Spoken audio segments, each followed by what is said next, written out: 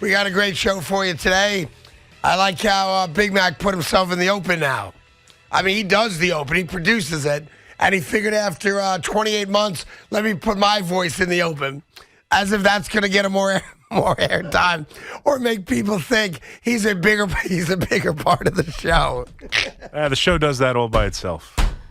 Oh, it's great. Well, it seems like we're getting some good news regarding the recovery of Hamlin, who is now, I guess, oxygen-wise, 50-50 with a ventilator.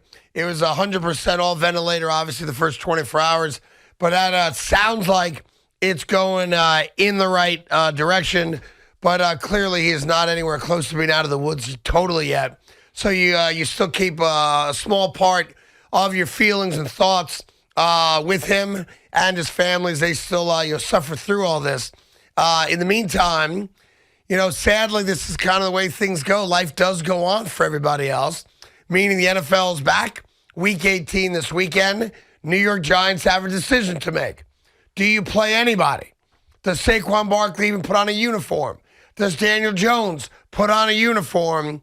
Or do you use this week to get everybody and anybody healthy physically, refreshed mentally, and get ready for right now would be a road playoff game against the Minnesota Vikings. Good afternoon, Evan. How are you? I'm doing all right. What do you think about that? You play him a quarter, a half, just because who are you not to play them? Every year we have this discussion, usually not with the Jets and Giants because they're not in the playoffs. Right. And every year people always cite back the Patriot-Giant game from 2007. Yeah, but this is so much different in my opinion. I completely agree, and here's why.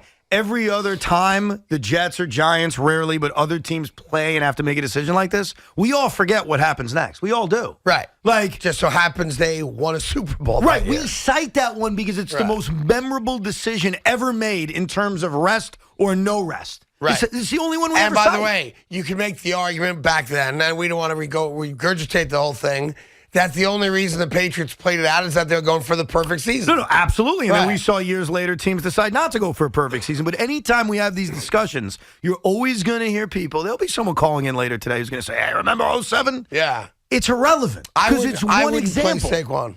Well, I wouldn't play Daniel Jones. Yeah, neither would I. And I'll tell you the reason. I'll start with him. I'll tell you why my gut feeling says don't play him. Daniel Jones is a week away from accomplishing something he has never accomplished in his NFL career. Do you know what that is? Forget making the playoffs. That's obvious. Right. He's a week away from accomplishing something he had not done in his NFL career. Make it through an entire season without missing a game for injury. Making it through an entire season. Well, he just healthy. Did. Yeah. Right? And he's coming off his best game of the year.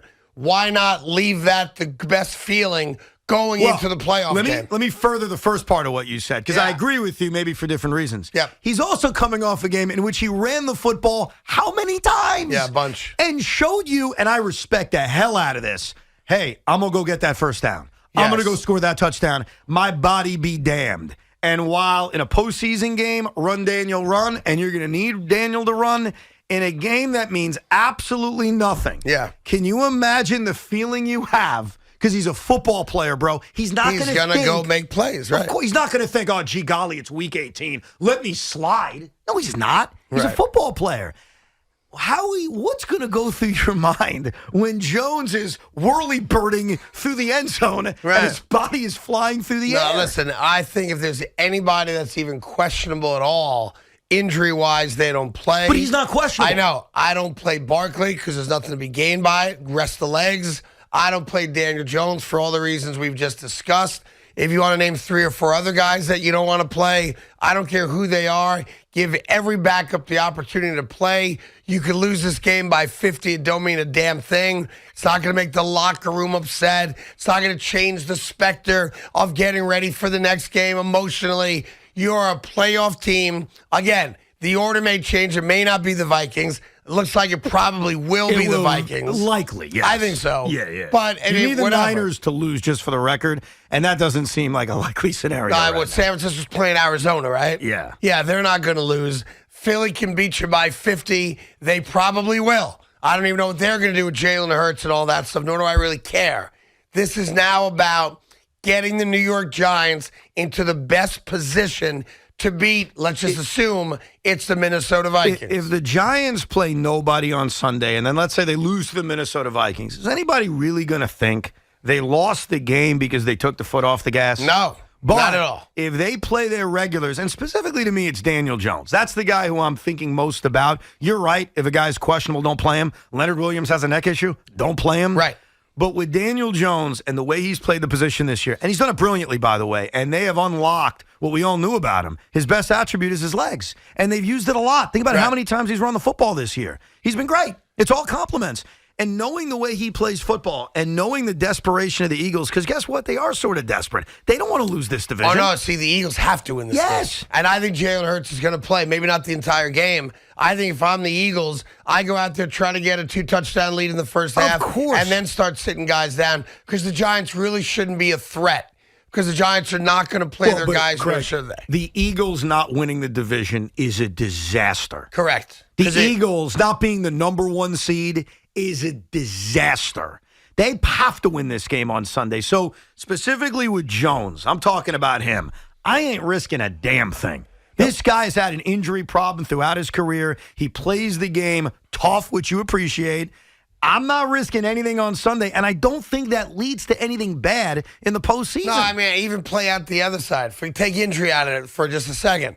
Let's say he's 8 for 12, 130 yards and a touchdown in the first half. So what? Doesn't matter. Like, there's nothing to be gained by it. There's no personal accolade he needs. He got his team into the playoffs. Now go get ready for a playoff game. And I got to tell you, you and I are both diehard Jet fans. You and I respect the New York Giants organization, and they've been mocked, rightfully so, over the last 6 years because with the New York Jets, they've had the worst record in all of football. I have to tell you, as a football fan, having a playoff football game, albeit on the road, for the New York Giants, I'm excited for it. Oh, no doubt. I love the fact that playoff football is back. And, of course, I'd rather it be the Jets, but that's our lot to live. Yeah, but I got playoff football in 2 weeks with the New York Giants, and I'm pumped up for it. I speak for myself, but I think you'll agree with me on this. The Giant-Jet relationship, at least in my eyes, is different than any other local team relationship. The Met fan and the Yankee fan, for the most part, they don't like each other. The Knick fan and the Net fan, give me a break. Yeah, you like my winning streak right now? We don't even acknowledge your presence, to be fair. You know that. Hockey, same thing. Rangers and Islanders, everybody hates each other.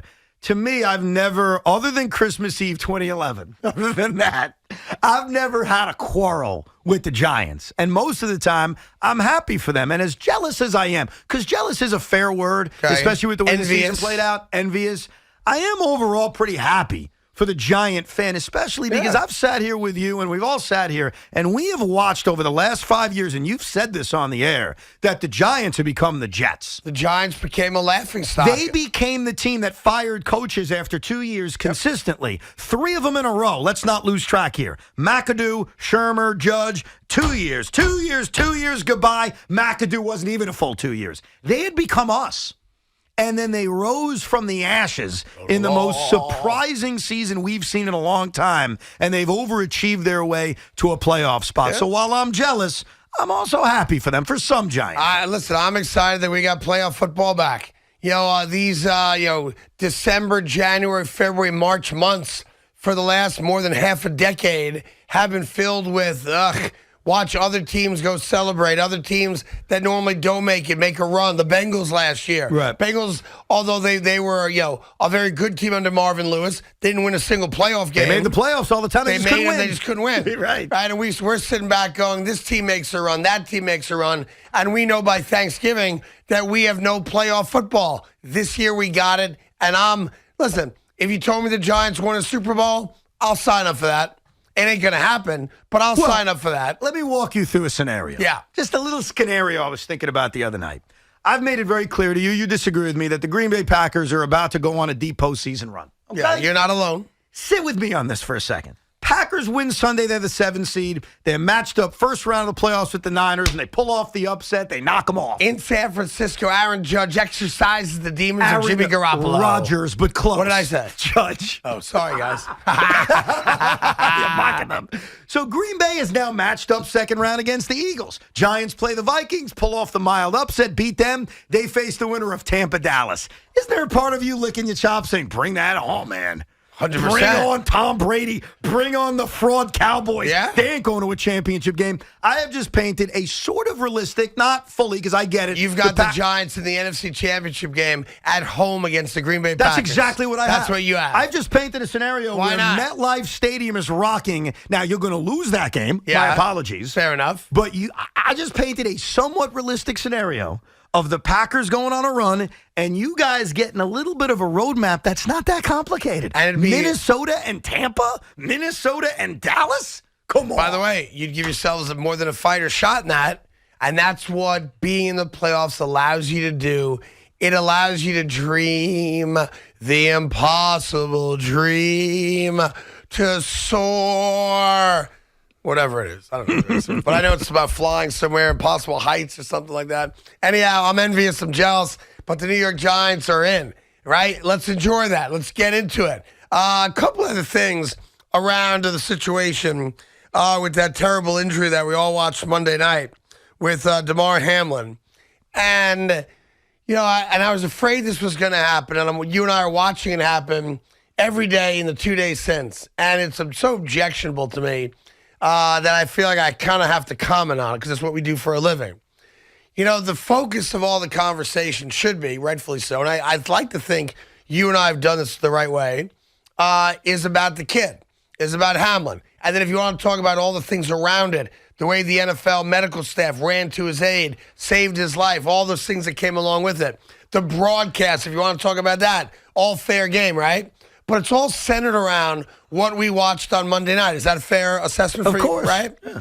And what's happening now is it's like a bunch of greased up pigs trying to climb on top of each other to get to the top of some invisible totem pole to make themselves the story. The story is about the health and well-being of Hamlin. The story is about the heroes on the sidelines of that game that saved this young man's life. The story is about a mom watching her son go down like that. The story is about the medical staff in Cincinnati. You know, life-saving measures we learned today that his heart gave out when he got to the hospital.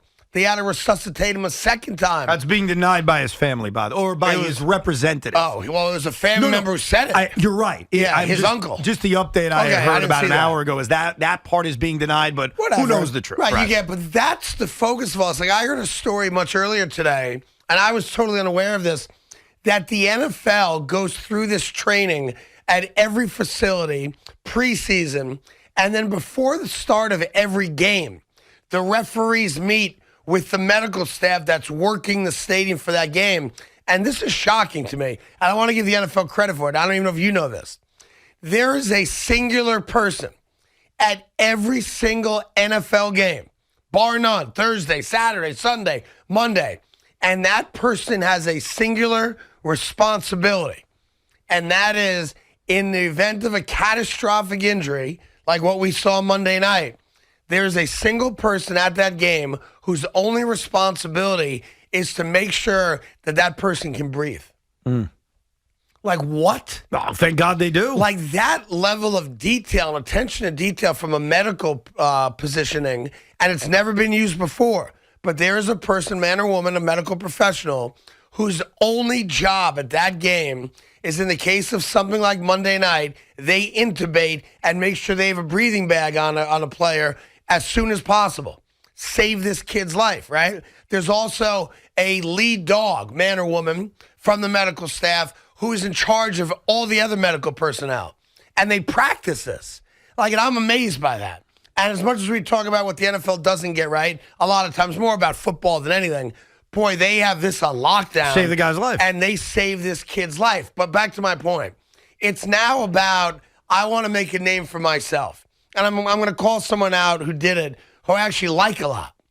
Dan Orlovsky has become a very, very valuable voice breaking down NFL film on ESPN. I think he's great at what he does. And we all know he had kind of a joke of a career and stepped out of bounds in the end zone, didn't realize the whole thing, right? But he's a really good, thoughtful commentator on all things NFL. And he couldn't help himself yesterday trying to make himself the story. And he went on TV yesterday, more than 24 hours after, the terrible incident in which we're all talking about it, and decided that he wanted everybody to know that he was going to pray for the young man. Well, we've all said a prayer for him in our own private way, which is what prayer's about. You pray your own way. You don't invoke your type of prayer on me. I don't do it to you, right? And he went on ESPN and he made he had his cohorts on that show bow their heads while he said a prayer. We get that you support Hamlin. We all do. We're all in this together in our support and love and prayer that this kid sees this through. But to go on TV so that people can watch you say a prayer, it defeats the whole point of what prayer's all about. Prayer's not about going out in public in front of 1 million people on TV and showing people that you're going to say a prayer for someone. I think it's disrespectful to the notion of religion and prayer. Pray privately for this young man and do it as often as you want. But that's what this is about now. Look how sensitive Dan Orlovsky is, that he took time out of his TV show to say a prayer. That prayer meant nothing to me. I thought it was tragic that he would actually use that pulpit to do what he did. Oh, but a lot of people loved it. Yeah, because no one's got the balls to say anything no one's going to say. How are you going to be critical of a guy who's saying a prayer for a young man Aren't you skeptical? in ICU? Aren't you skeptical? And I hate being like this, but I actually agree with you. Aren't you skeptical about almost everybody these days? Yeah, I am. Because it's not about me. It's not Right. about you. It's not about Stephen A. It's not about Skip Bayless. It's about a guy laying in a hospital bed. That's the story. And as soon as you make yourself the story, I become immediately skeptical about what your real interests Look, I are. think there's a lot of people that are just doing their job. But even yesterday, this idea of, ESPN did such an amazing job. They did this, they did that. You know what? Right now, I don't want to hear it. No. Is it really about them? Is it about not. the coverage? It's about the fact that this poor kid is still in the hospital fighting for his life. And so I'm not saying ESPN didn't do a good job. What I'm telling you is that even yesterday, hearing all the compliments and the bouquets is like, I don't want to hear that right now. No, listen, I thought if you want to comment on the broadcast crew in the moment and how they handled, Yeah, but I'm okay with But you that. see what I'm saying, though? Like, But yeah, that's of course not, you can. That's a story for people who cover the media. Our focus should be, on the kid, and then at some point, I think today's that point, now we're allowed to kind of have the conversation, what should we do schedule-wise? Right. Because no matter how you slice it, they're going to have to make a decision that is going to impact seeding, maybe not the number 1 seed, but certainly 2 and 3, as to are we flipping a coin? Like, are we going to play that game? Are we moving all the other games back? And that starts impacting, potentially 6 other cities in the AFC that are going to have a playoff game. I don't see a realistic scenario where they're not going to have to either play the game or have seeding deeply affected by not playing Well, the look, game. You know what I'm saying? 2 and 3 is going to be affected if one isn't. Right. Right? It has to be. But Now, you're going to have seeds affected. Now, obviously, a lot of it has to do with the results coming up this weekend. But if the results are what you sort of expect them to be, even if they're not what you sort of expect them to be, there's going to still be things that are up for grabs based on playing a football game. Yeah, listen, they're going to have to make an ultimate decision that the Bengals and Bills are going to have to agree with. Either they're going to say, listen, we want to play this game for all the obvious reasons, seeding, home field, all that stuff, or they're going to agree we're going to flip a coin or something along those lines. But the Buffalo Bills going to be willing to give up the number 1 seed in the AFC to not play the game because if they win on Sunday and Kansas City wins on Saturday, right, they have to play that game for the number 1 seed. Other than you just saying, you know what, we'll give the Chiefs the 1 seed. They're a half game ahead of us. I doubt that's going to happen. I doubt it too. I'm with you on that. And that, to me, that's an interesting part of this story now. Yeah. Because it's not even about getting it right or wrong. Now it's about, all right, what do the Bills and Bengals want to do? Right? And are we just going to, like you said, we're not just going to hand Kansas City the 1 seed. They didn't earn it. Right? Well, the only way I'd ever feel okay with it is if the Buffalo Bills, the team getting hosed in it, say, we're good. Right. We'd rather not play the game, go take the 1 seed. I can't imagine that. Right. Now, if the Bengals wind up, it's another thing about winning the division, right? Obviously, if the Baltimore Ravens lose and it looks like Lamar Jackson's not playing, so if the Ravens lose to the Bengals. Settles the division. Settles the division. Right. So now you and the Bills, in theory, if Kansas City wins and New England beats the Bills, now you're arguing about, are you the 2 seed or am I the 2 seed, right? 2 and 3. Right. You want to flip a coin on that? I can see that maybe. Because it just changes where you'd play that second-round game. Well, it also creates, but it's on the table. If the Chiefs lose, now all of a sudden the Bengals have a chance at the 1 seed. So there's so many scenarios that make the game important. Now, is it important enough for the NFL to say we're going to find a way to play it, or do they make a decision with the teams to say this, because of the schedule and because of having to change the playoffs, we're not going to do it? That's for them to decide. Yeah, but the Bills and Bengals, I think, have to have a voice in it. I would think so. Because it affects them. By the way, there's a revenue aspect of it. Playing another home playoff game. There's TV ratings that get involved, so the networks, in theory, would have to have a voice in it. So anyway, starts getting complicated, but, it does. It starts Saturday. If Kansas City beats the Raiders, and let's just, for the sake of argument, say they do, that at least starts to answer some of the questions. Right. So it all starts Saturday. And, of course, the weekend ends Sunday night with that Detroit-Green Bay game. Means nothing at all to Detroit other than trying to, knock Green Bay out of the playoffs. No, it's not true. If Seattle loses, they can make the playoffs. No, they'd have to win. Right. You're right. The Detroit Lions, and they'll know by the time that game starts. Like, when that game starts, they're going to know, are we playing for something or are we not playing for something? I guess I was just assuming they wouldn't win. But I shouldn't make that assumption. Well, no, but you're assuming the Seahawks are going to win at home against the Rams, which I understand you assuming, but I didn't know you trusted Geno Smith like that. I don't at all. Baker Mayfield versus Geno Smith. I couldn't be rooting for Baker Mayfield anymore. Yeah. I want Baker Mayfield. Is that game in Seattle? Or that is game in is LA? in Seattle. I want Baker Mayfield to go into Seattle and end Geno Smith's by the season. Way, I have nothing. This has nothing to do with Geno. Yeah. I agree with you because I think Lions-Packers mano-a-mano for a playoff spot is awesome. Is freaking awesome. Yeah, that is awesome for all the obvious. And no reasons. offense to Seattle, like they're not going anywhere. I could see the Lions or the Packers actually making a run, as crazy as that may seem. All right, we got lots to do. 877-337-6666. The Giants, I don't think it's a difficult decision, but they got to make it.